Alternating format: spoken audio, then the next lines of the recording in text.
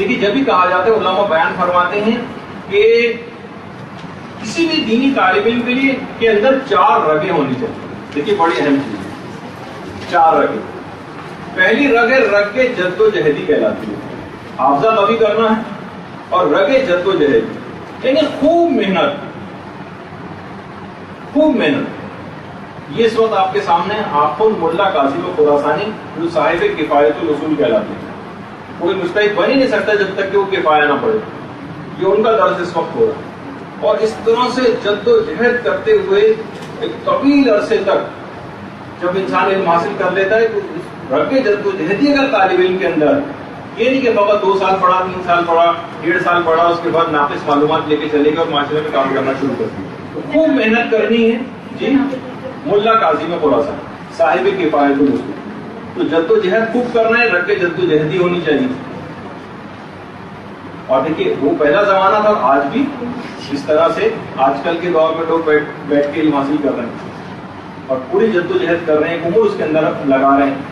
دیکھیے خواتین خاص طور پر میں خطاب کروں گا ان خواتین سے جو غیر شادی شدہ وہ اس موقع کو اور وقت کو بہت غنیمت سمجھے. اگر اس موقع سے انہوں نے فائدہ اٹھا لیا. دیکھیے سورہ مریم میں جو 25ویں آیت ہے وَحُزِّ إِلَيْكِ بِجِذْعِ النَّخْلَةِ تُسَاقِطْ عَلَيْكِ رَطْبًا جَنِيًّا. 25ویں آیت ہے سورہ مریم. اے مریم اس درخت کو ہلاؤ کھجور کے اور جو تمہیں تازہ خرمے ملے انہیں کھاؤ. جبھی جو زچہ ہے اس کے لیے مستحب ہے کہ اس کو تازہ نو کھجوری کھلائی جائے.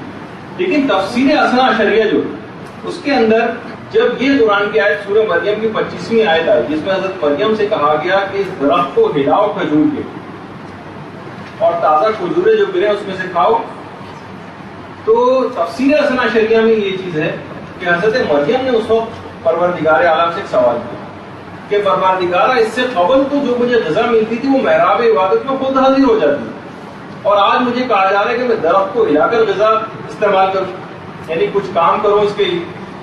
تو پروردگار کی طرف سے جواب آیا کہ مریم تم اس وقت صاحب اولاد نہیں تھی. تمہاری تمام تر توجہ ہماری طرف تھی. ہم ہی تمہاری ساری خواہشات پورا کرتے. آج تمہارا ایک بچہ ہے تمہارا دل اس کی طرف بھی متوجہ ہو گیا ہے اور جتنی مقدار میں بچے کی طرف دل متوجہ ہے اتنی ہماری طرف سے توجہ ہٹ گئی. لہٰذا درخت کو ہلا کر رزق لینا ہے. تو یہ بات یاد رکھ لیجیے. اس موقع سے یہ جب شادی کی مصروفیات شروع ہو جاتی ہیں اور بعد میں کس طرح آپ کے دین کے اوپر ایک اگرچہ اس کے بعد بھی کوششیں کر کے آپ اپنے ٹائم کو مینج کرتے ہوئے حاصل کر سکتے ہیں, لیکن اس موقع جو گولڈن پیریڈ اس سے فائدہ کر نہیں اٹھایا اور بعد کے دنوں کا انتظار کیا تو یہ دن آپ کے پاس کبھی نہیں ہے. جبکہ آیت اللہ مستحری تہرانی فرماتے ہیں کہ جہاز میں جب لوگ جہاز لینڈ کرنا چاہتا ہے رن وے پہ تو اکثر کنٹرول ٹاور سے یہ چیز اعلان ہوتا ہے کہ پہلے کئی اور جہاز آپ سے پہلے فضا میں یا تو آپ چکر لگاتے رہے کسی اور ایئرپورٹ کی طرف چلے جائیں. تو یہ فرماتے ہیں کہ آیت اللہ مستحری تہرانی یہی معاملہ نور خدا کا اور ملائکہ کے نزول کا بھی ہوتا ہے. اگر کسی کے دل کے رن وے پر حب جاؤ شہرت کے جہاز چکر کاٹ رہے ہیں اور مقام و منصب کے تیارے اور مقبول ہونے کی خواہشات کے جو جہاز ہیں وہ اتر رہے ہوں تو اب یہ جگہ ملائکہ کے نزول کی نہیں رہی. اب اسے کہا جائے گا کہ واپس چلے جاؤ تو یہ پھر نور ملائکہ اور نور پروردگار یہ واپس چلا جائے اگر یہ سب چیزیں اس دل کے اندر جو ہے وہ موجود ہے. جب بھی کہا جاتا ہے علماء بیان فرماتے ہیں کہ اگر آپ نے اخلاقیات سے اپنے آپ کو مزین نہیں کیا اپنے روح کو اور اپنے کردار کو تو کیا ہوگا کہ جس وقت آپ آیت اللہ لوگوں سے خطاب کریں گے جس وقت آپ آیت اللہ بنیں گے تو آپ کا نفس آیت اللہ العظمیٰ بن چکے ہیں. اگر آپ نے اس سے فائدہ نہیں اٹھایا علم اخلاقیات کو اپنے اندر حاصل نہیں کیا تو ایک تو چیز یہ ہو گئی کہ اس بات کو غنیمت سمجھیں اور رگ کے جد و جہدی سے کام لے کر خوب محنت کریں کیونکہ اگر یہ رگ آپ کے اندر سے ختم ہو گئی محنت کرنے کی تو پھر اب سب کچھ ختم ہو جائے گا. دوسری چیز ہر شخص کے اندر ایک رگ مقدسی ہونا چاہیے. رگ مقدسی تلاوت قرآن الخصوص آپ کو کرنا ہے. جبکہ پیغمبر اسلام کی جو حدیث ہے وہ یہ ہے کہ حملۃ القرآن عرفاء اہل الجنہ یعنی جو حاملان قرآن یا جو حافظان قرآن جنت کے عرفا میں سے جتنی بھی دعائیں ہیں مستحبات ہیں اور روزے ہیں اور جو مناجاتیں ہیں یہ ضرور آپ کرتی رہیں، خاص طور پہ تلاوت قرآن. جب نجف میں امام خمینی ضلع وطن تھے اور آنکھیں خراب ہو گئی تھی، ڈاکٹروں نے قرآن اور مفادی تک پڑھنے سے منع کر دیا. مفادی اور قرآن پڑھنے سے منع کر دیا تو امام خمینی نے یہ جملہ کہا تھا کہ میری آنکھوں کا فائدہ کیا ہے اگر یہ قرآن اور مفادی نہ پڑھ سکے. تو بہرحال جب اس کے بعد پھر بہرحال آنکھیں ٹھیک ہوئی، انقلاب آیا، انقلاب کے بعد اپنے وطن جو ہے وہ واپس آئے ہیں، تو مرجعیت کی ذمہ داریاں الگ تھیں اور استفتاءات کے جوابات دیا کرتے تھے اور رہبری حکومت کی جو ہے وہ الگ کیا کرتے تھے. مسئولین حکومت جو تھے ان کی جو مسئول تھے ان سے میٹنگز ہوتی تھیں، مختلف ممالک سے جو وفود آتے تھے ان سے ملاقاتیں کرتے تھے، لیکن اس کے باوجود بھی ان تمام تر مصروفیات کے باوجود ایک مستحب پہ قضا نہیں کرتے. اور روزانہ تلاوت قرآن کے حوالے سے ایک چیز ملتی کہ روزانہ 3 سے 5 الگ الگ اوقات میں الگ سے تلاوت قرآن کیا کرتے ہیں، اور رمضان میں تو 3 قرآن کم سے کم ختم کیا کرتے تھے تلاوت قرآن. اول وقت نماز ادھر شروع ہوتی تھی، ادھر ساری میٹنگ ختم کر دیتے. تو علماء بھی کہتے ہیں ہر طالب علم کے لیے ضروری ہے کہ روزانہ کم سے کم ایک مرتبہ یہ جو رگ مقدسی یہ اپنے اندر پیدا کرے، اور کم سے کم روزانہ زیارت جامع صغیر کو ضرور پڑھے. زیارت جامع صغیر، امام خمینی زیارت جامع کبیر پڑھتے تھے اور 100 لام اور 100 سلام بھی پڑھا کرتے تھے. لیکن علماء کہتے ہیں جو محنتی طالب علم ہوں اور درس و تدریس اور علم حاصل کر رہے ہیں بہت زیادہ لگے ہوں، ان کو فقط جامع صغیر پڑھنے پر اکتفا کرنا چاہیے. ہاں البتہ جن کو کتابیں نہیں پڑھنا ہے اور صرف رٹی رٹائی مجلس سے پڑھنی ہے تو جامع کبیر جو ہے زیارت جامع کبیر کم سے کم 10 مرتبہ دن پہ روزانہ پڑھے. جب کتابیں نہیں پڑھنی تو زیارت ہی پڑھ لیں. تو بہرحال میں اس لحاظ سے کہوں کہ آپ کثرت مطالعہ اور یہ تلاوت قرآن. اچھا دیکھیے بہت سارے طالب علم ایسے ہیں کہ جو رگ جد و جہدی تو رکھتے ہیں لیکن رگ مقدسی نہیں رکھتے. ایسے افراد جو ہو سکتا ہے قابل حافظہ بھی نہیں ہوتے، یا یہ مثلا اگر محنتی ہوں لیکن رگ مقدسی نہ رکھتے، یہ بھی علم میں آگے نہیں بڑھ سکتے. ان کی علم میں کبھی نورانیت پیدا نہیں ہو سکتی. ان کی نصیحتوں میں کوئی اثر ہوتا نہیں. ظاہر ہے نہ یہ تلاوت قرآن کرتے ہیں، نہ مثلا یہ نماز شب پڑھتے ہیں، نہ یہ مناجات کرتے ہیں، نہ کوئی زیارت پڑھتے ہیں، لیکن ہاں ویسے پڑھائی کے اندر تیز ہوتے ہیں. تو علماء فرماتے ہیں ان کی نصیحتوں میں بھی کوئی اثر نہیں ہوتا، نورانیت نہیں ہوتی. ان کی تقاریر اور مجالس میں بالکل ان کا کوئی اثر مرتب نہیں ہوتا، اور یہ ٹی وی پر آنے والے ان چرب زبان سیاستدانوں کی طرح سے ہو جاتے ہیں کہ جو اپنی زبان دانی سے لوگوں کو خاموش تو کر دیتے ہیں لیکن ان کی باتیں دلوں میں اثر نہیں کرتی لوگوں کو، اس طرح کے ہو جاتے ہیں. تو بہرحال تلاوت قرآن اس کی بڑی اہمیت ہے، تمام دعائیں اور زیارت. اور علماء دیکھیں کبھی بھی اس چیز سے دور نہیں رہے. جو آج اتنے بڑے طاقتی طاقتوں کو شکست دی ہے یہ آپ کے سامنے رگ مقدسی بھی رکھتے ہیں اپنے علم کے ساتھ ساتھ. حسن نصر اللہ یہ جوانی کی تصویر ہو، لیکن اس وقت بھی اسی طریقے سے عبادات کے اندر، اور آپ نے دیکھا کہ پوری کی پوری جنگ کس طرح سے اسرائیل کو شکست فاٹ دی، اور اتنا اپنی اس ظاہری طاقت کے اوپر بھروسہ نہیں کیا. وہ تو کچھ بھی نہیں تھی اس کے مقابلے میں اسلحے والی، لیکن اپنی ایمانی طاقت سے اور دعائے جوشن صغیر کا جن کا پیغام آپ نے سنا تھا کہ وہ لوگ پڑھے، اس سے کس طرح سے اسرائیل کو بہرحال شکست ہوئی. ایک عالم خود یہ بیان کرتے ہیں. اسی طریقے سے دیکھیے رہبر موسم، ہر وقت آپ ان افراد کی جو جتنی بھی تصاویر دیکھیں گے ہاتھ خدا کی طرف اٹھے ہوئے دیکھیں گے، رگ مقدسی رکھتے ہیں اپنے اندر.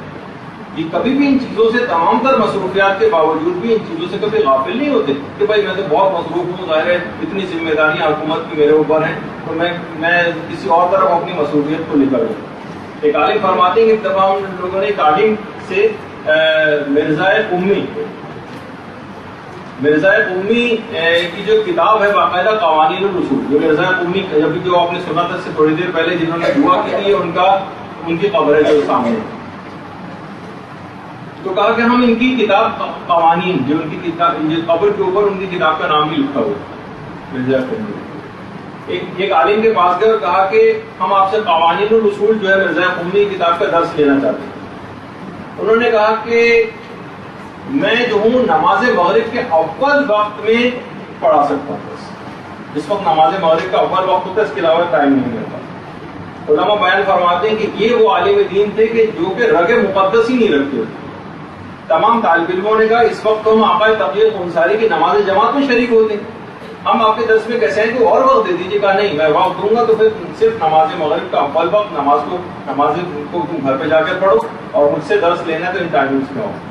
تو کہہ رہے ہیں کہ ہم نے کچھ عرصے بعد دیکھا کہ ان کے درس شروع ہوا لیکن طالب علم آہستہ آہستہ کم ہوتے چلے گئے، اور اس کے بعد ایک وقت ایسا آیا کہ طالب علم آنا بالکل بند ہو گیا، درس ہی معطل ہو کے رہ گیا. کچھ عرصے بعد ہم نے دیکھا کہ انہوں نے اپنا لباس روحانیت امامہ اور ابا قبا بھی اتار دیا، پینٹ شرٹ پہننے لگے. اس کے بعد انہوں نے حوزہ علمیہ کو بھی چھوڑ دیا اور ایک کالج جوائن کر لیا، اور کچھ عرصے بعد ہم نے دیکھا کہ انہوں نے اپنی داڑھی بھی مونڈ لی اور عام افراد کی طرف سے پڑھ لی. اتنے بڑے عالم تھے کہ قوانین الرسول جو مشکل ترین کتاب ہے اس کو پڑھاتے تھے.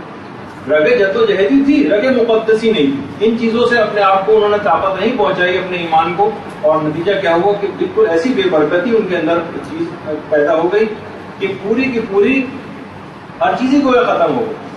تو بہرحال بہت سے دیکھیے طالب علم اچھا نہیں پڑھتے، بہت سے، اچھا میں اس کو الٹی بات بتاؤں، طالب علم بہت سے اچھے نہیں پڑھتے، اچھا نہیں پڑھتے لیکن رگے مقدسی ان کے اندر ہوتی ہے. یعنی نمازیں بھی پڑھ رہے ہیں اور نماز جماعت بھی پڑھ رہے ہیں اور زیارتیں بھی پڑھ رہے ہیں، لیکن کیا ہوتا ہے کہ نہ ان کو تحقیق کا کوئی شوق ہوتا ہے، نہ کوئی مباحثے کا شوق ہوتا ہے، نہ کوئی مطالعے کا شوق ہوتا ہے، البتہ عبادتوں کے اندر لگے رہتے ہیں. تو ایسے افراد کیا بن جاتے ہیں؟ عالم تو نہیں بن پاتے، عابد بن جاتے ہیں. ٹھیک ہے، عابد کا جو ثواب ہے ان کو ملے گا لیکن بہرحال وہ عالم اور عابد کا جو فرق ہے وہ بہرحال وہ ان کے اندر چیز نہیں آ پاتی.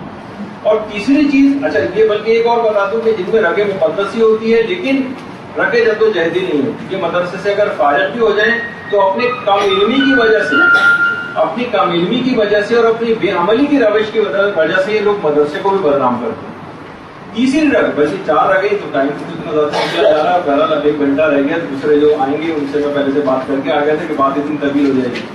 اس کے بعد ہے رگے توسلی ہونی چاہیے. اس کے رگے توسل، امام سے توسل کرنا، آئمہ سے توسل کرنا، معصومین سے توسل کرنا، امام زمانہ علیہ الصلوۃ والسلام کی ذات گرامی سے توسل کرنا.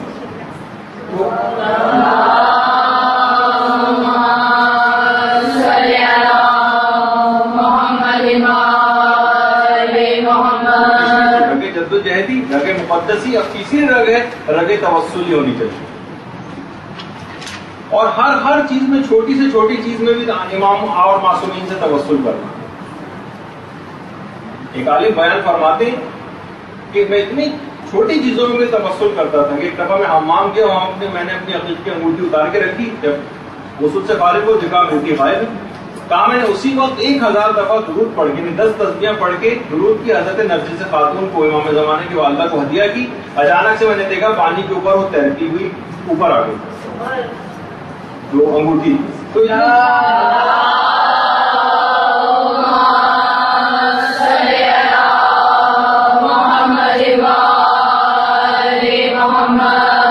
نہیں کہ آئمہ ہی سے صرف توسل، بلکہ بزرگ علماء کے قبور پہ جانا بھی علماء کے طریقہ کار رہا.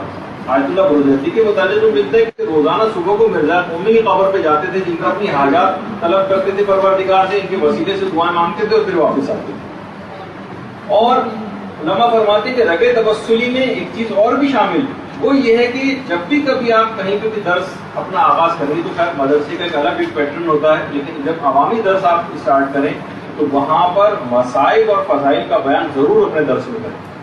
یہ رگے توسلی کا ایک حصہ ہے مصائب اور فضائل پڑھنا. یعنی ان میں یہ چیز اگر آپ نے نہیں رکھی تو آپ کے درس میں کوئی نور نہیں ہوگا. جب بھی کہا جاتا ہے کہ فضائل اور مصائب اہل بیت نمک کی ممبر، یہ ممبر کا نمک ہے، اس سے ممبر پہ جو چاشنی اور مزہ لوگوں کو آتا ہے وہ فضائل اور مصائب کے ذریعے آتا ہے. باقاعدہ عبد الحادی شیرازی، جن کا وہ بھی میں نے سنایا تھا کہ وہ زیارت پڑھا کرتے تھے نماز سے پہلے خشوع و خضوع کے لیے، وہ ہر ہفتے گھر میں اپنی تمام عورتوں اور بچوں کو جمع کرتے تھے اور مقاتل کی کتابیں کھول کر اس سے مسائل پڑھ پڑھ کے سناتے تھے.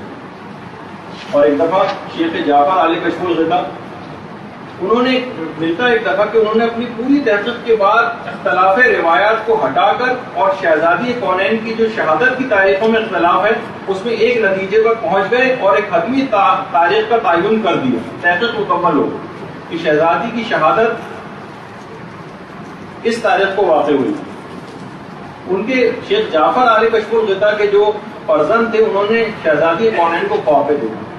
شہزادی کہنے لگے خواب میں آ کر اپنے باپ سے کہو کہ وہ کیوں چاہتے ہیں کہ لوگ کئی دنوں کے بجائے فقط ایک دن مجھ پر گریہ کریں. اختلاف روایت کو ایسے ہی رہنے دو تاکہ لوگ کئی دنوں تک میری مظلومیت پہ گریا کریں. جو خود رگ توسلی میں یعنی گریا اور مسائب یہ تمام چیزیں یہ ضرور اس کے اندر جو ہے وہ شامل رکھنی چاہیے. اور یہی وجہ ہے کہ آقا نائنی تمام طالب علموں کے ساتھ مل کر خوب ماتم کیا کرتے اور یہی طریقہ کار آیت اللہ شیخ عبد الکریم حائری کا بھی. اور یہی ہمیں اپنے دیگر علماء اور مراجع کا بھی نظر آتا ہے کہ اپنی اس رگ توسلی کو یہ گریہ ازاری کو ہمیشہ شیخ جواد تبریزی آیت اللہ وحید خراسانی اکثر لپٹ کے ایک دوسرے سے مصائب کے اوپر رویا بھی کرتے تھے. بلکہ اکثر علماء تو یہ کہتے تھے کہ یہ جو درس اکثر علماء مخصوص شہادت کے ایام میں درس کو معطل کر دیتے تھے اور کہتے تھے کہ اصل میں جو یہ مجلس و ماتم ہے یہ درس اصلی ہیں اور یہ ذرا ذرا کی جو گردانی ہے درس فرعی ہے. یعنی کہتے تھے آج ہم نے کلاس کو تبدیل کر دیا. اور آیت اللہ مرشی نجفی فرماتے تھے کہ صرف ہمارے حجرے میں صرف 2 افراد کی گنجائش ہوتی تھی, میں اور امام خمینی دونوں مل کر شہادت کے ایام میں خوب زوردار ماتم کیا کرتے تھے اپنے حجرے میں. تو بہرحال دیکھیے بہت سے علماء تو اس طرح سے بھی توسل کرتے ہیں اور ایک طریقہ کار یہ بھی مرزا قومی جن کے بھی آپ نے خبر بھی دیکھی تھی ان کے متعلق ملتا ہے کہ زیارت جامع کبیر پڑھ کر حضرت اسرائیل کو ہدیہ کرتے تھے کہ جب وقت مرگ میرا آئے اور روح نکالے جانے کا موقع ہو تو اس وقت حضرت اسرائیل مجھ پر آسانی کے ساتھ میری روح کو نکالے. یہ بھی آپ طریقہ کار رکھیں کہ جو ثواب ہے یہ حضرت اسرائیل کو بھی ہدیہ بیان کیا کریں اس نیت سے تاکہ جب وقت انتقال قریب آئے تو ہمیں اس سے اس کا فائدہ پہنچے. اور چوتھی رگ جو ہونی چاہیے رگ جدوجہدی, رگ مقدسی, رگ توسلی, اور چوتھی رگ اس کا نام ہے رگ عوامی. عام لوگ جس طرح سے زیارتوں پر جاتے ہیں, مجالس برپا کرتے ہیں, ماتم داری کرتے ہیں, عزاداری کرتے ہیں, دینی رسومات کے اندر سرگرم عمل نظر آتے ہیں, صاحبان ایمان کو بھی ان سے پیچھے نہیں ہونا چاہیے, علماء کو بھی ان سے پیچھے نہیں ہونا چاہیے. یہ نہ سوچیں کہ بھائی یہ تو بڑے عوامی قسم کے کام ہیں, ہم تو بڑے علماء ہیں, یہ عوام کو کرنے تو ہمارا کام تو تحقیق اور علم کی جستجو ہے. جیسے کہ عموماً جو خواتین ہیں, ایک دفعہ ہوا تھا یہاں پر وہ حضرت علی اصغر کے حوالے سے ایک وہ نکالا جاتا ہے, ایران کے اندر بھی جلوس نکالا جاتا ہے جس میں ہرے رنگ کے کپڑے بچوں کو پہنائے جاتے ہیں. تو انہوں نے باقاعدہ ایران سے وہ کپڑے بھی آئے تھے کہ وہ اس جلوس میں بچوں کو کپڑے پہنا کے لائیں. تو کسی خاتون ذاکرہ نے جملہ کہا تھا جو آج تک یعنی میں اس کی کڑواہٹ اپنے اندر محسوس کرتا ہوں, ہم نظریاتی ذاکرہ ہم سے کیا کام لیا جا رہا ہے بچوں کے ہرے رنگ کے کپڑے وغیرہ پہنا. تو اس قسم کے جو جن میں رگ عوامی نہیں ہوتی, یہ دیکھیے ان کے ساتھ بھی بڑا مسئلہ ہوتا ہے, ایک قسم کا تکبر ان کے اندر آ جاتا ہے. آیت اللہ شیخ عبد الکریم حائری کے متعلق ملتا ہے, یہ پاؤں برہنا پیشانی کے اوپر مٹی لگی ہوتی تھی, جسم کے اوپر مٹی لگی ہوتی تھی, گریبان کے بٹن ان کے چاک ہوتے تھے, اس طرح سے عزاداری کرتے تھے جیسے عام لوگ عزاداری کرتے ہیں. ایک رگ عوامی بھی ہونی چاہیے. تو اب دیکھیے بہت سے طالب علم ایسے ہوتے ہیں نہ ان کے اندر رگ جدوجہدی ہوتی, نہ ان کے اندر رگ توسلی ہوتی, نہ ان میں رگ مقدسی ہوتی ہے, نہ ان میں رگ عوامی ہوتی ہے, نہ محنت ہوتی ہے, نہ کوئی مطالعہ ہوتا ہے. ایسے افراد کی اکثر نمازیں جو قضا ہوتی ہے ہم نے دیکھی. یہ افراد دوسروں کو بھی گمراہ کرتے ہیں, خود بھی گمراہ ہوتے ہیں. اب ظاہر جو کوئی شخص نابینا ہے تو وہ ایک نابینا جو ہے دوسرے کو کیا روڈ پار کرائے گا, بلکہ یہ معروف کو منکر اور منکر کو معروف بنا کے پیش کرتے ہیں. اصلاح کے بجائے ایسے افراد زیادہ تر فساد کا سبب بن جاتے ہیں اور خود ساختہ ذاتی نظریات جو ان لوگوں کے ہوتے ہیں اس کو اسلام بنا کر پیش کرتے ہیں. ایسے طالب علموں کو چاہیے کہ اگر یہ 4 چیزیں ہر شخص اپنے اندر محسوس کرے, اگر اس میں یہ نہیں ہے اور وہ اس کو پیدا بھی نہیں کرنا چاہتا تو یہ فیلڈ اس کے لیے بالکل مناسب نہیں. یہ افراد جو ہے ٹھیک ہے تقریریں اور جو اخباری خبریں اور انٹرنیٹ نامہ لوگوں کو اپنی تقاریر کے اندر سناتے رہے, کوئی قرآن و حدیث والی چیز جو ہے پیش نہ کریں اور ان کے لیے بہت ساری جو فیلڈس اور ہیں اس کا انتخاب کریں. تو ورنہ یہ اگر انہوں نے کسی اور فیلڈ کا انتخاب نہیں کیا اور اسی فیلڈ کے اندر ہی مذہب کے اندر آگے بڑھتے رہے تو یہ دوسروں کو بھی گمراہ کریں گے اور خود بھی جہنم میں جائیں گے اور اپنے ساتھ دوسروں کو بھی جہنم کے اندر لے جائیں گے. برحمتك يا أرحم الراحمين وصلى الله على محمد وآله